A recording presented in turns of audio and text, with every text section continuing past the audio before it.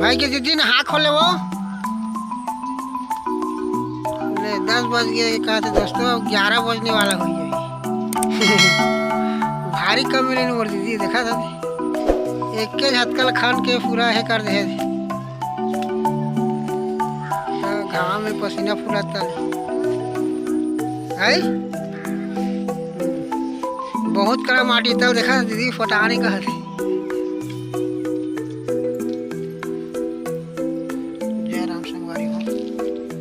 देखा हम अभी आए 6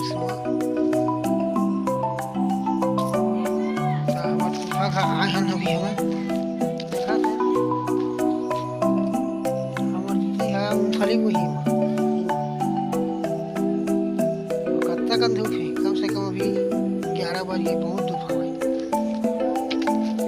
देखा कल अभी काम करते थे देखा था कसी में पूरा कल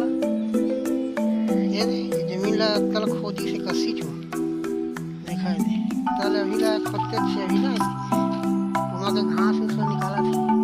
खोद खोद देखा थे दूबी एक